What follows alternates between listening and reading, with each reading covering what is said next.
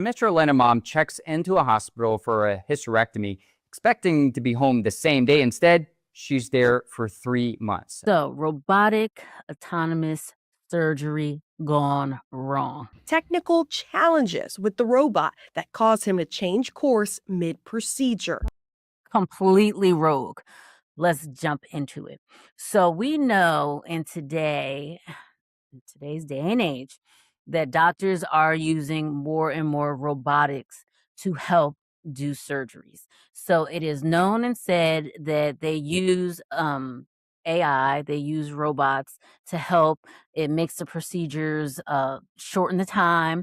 It's less invasive, and there's a higher probability of there being, no mistakes, right? But you see in this intro that this lady did not have the results that she expected when using this. Now, this was a routine surgery that they use robotics for, quite frequently. I believe this again took place in Atlanta. So let's talk about this. So, this woman was having a hysterectomy, which is a common procedure for women. And she had the option of using this robotic surgery or using the traditional surgery. I'm guessing that's just having the doctor use his hands, right? So she opted for the robotic surgery.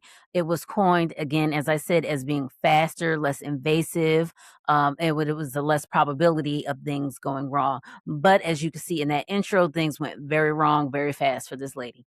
So Dr. Love, who is unfortunately no longer here, so I'm just giving you the information that I have obtained and what this lady said. But always keep in mind, there's always, different sides of the story. Yes, this lady did get hemmed up like crazy, which, I'm sorry to hear that. But at the same time, it would be very interesting to know if Dr. Love, who actually did the procedure, hearing from him as to what exactly happened when using this robotic machine during the surgery. But again, the lady, she had this procedure done. And following the procedure, she was in a coma for days. She had a lot of blood loss and an infection. So it did not end well for her at all. Something, again, that was so routine. There are so many women who get hysterectomies every day. I mean, every day. So many women. This is a huge issue, especially in the Black American community. There's a lot of women who get fibroids, and then the best option for them is this hysterectomy. And so this was a very important topic because it is a prevalent in our community. And so I just want people to know that you have options. Do your research and make the best option when placed in this situation. Okay. And yes, I understand that robotic surgery does go well very often for people. So I'm not sitting up here saying don't choose robotic surgery. But it's important for you to understand when things go very wrong, how wrong it gets, what's the results if it goes wrong. And so I think that would really help people make a better decision when choosing surgery, the type of surgery that they want. So again, this woman, she actually fell into a coma. The robotic surgery system, she believes, failed her as well as the doctor. So that was really important. So they asked the doctor when he was alive, they did ask him what he felt happened. And I believe they quoted that he said that the equipment failed. So overall, the woman stated that the maintenance of the equipment it was not up to date. And so it was actually the robotic system, the technology that messed up, and the doctor had to stop her surgery, and then he had to finish the surgery himself. And I actually want to show you that clip because that's really important, because this is a situation you always hear, ladies and gentlemen, who's more accurate? Is it man versus the machine? And in this instance, the machine dropped the ball and the man had to pick up the ball and, conclude that surgery. I'm going to show you this and I'll be right back. Here's what Dr. Love told Star's husband immediately after the procedure.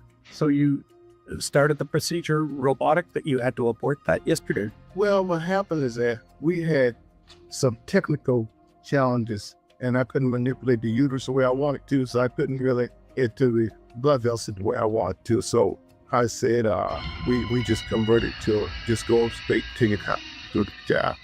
We was chopping rope.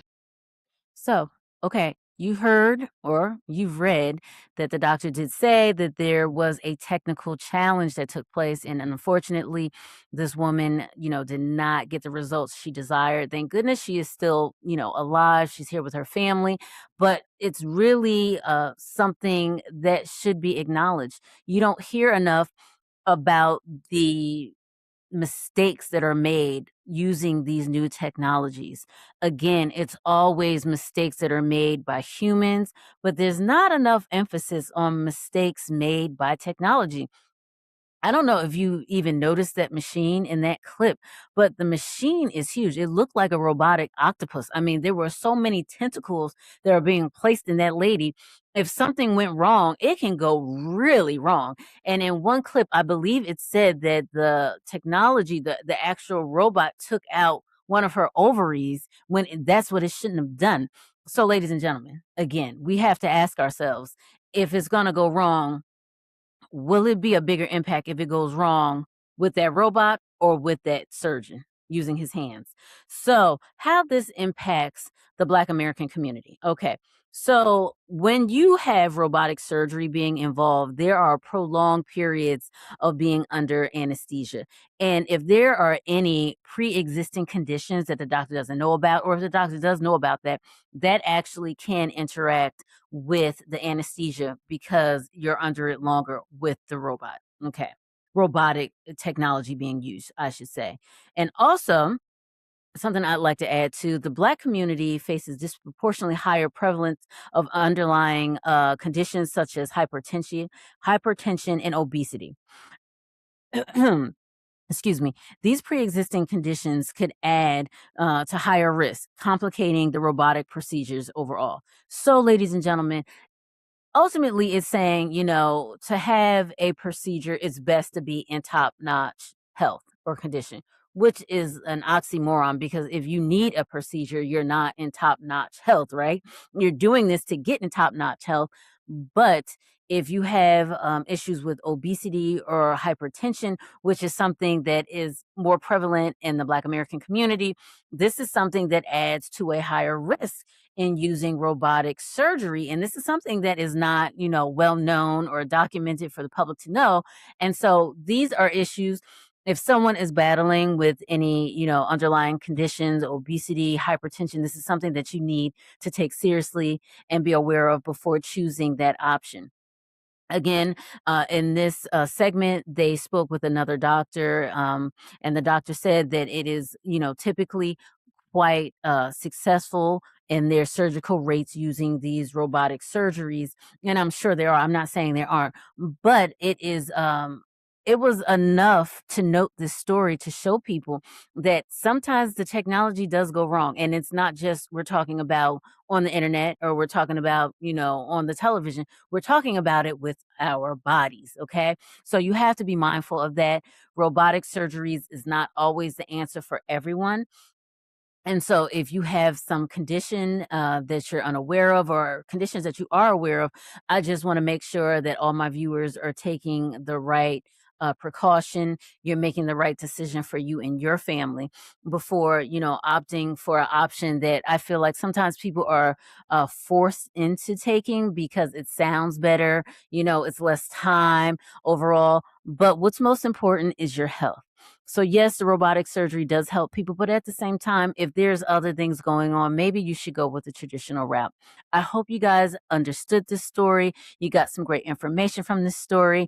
If you like the story, don't forget to download the ADNC app and check out SheaRichburg.com. We have a lot of great things going on over there. We have Pivot to Power over there, and we have Gentic Future Path AI. So until next time, have a great day, and I will talk to you guys soon. Bye.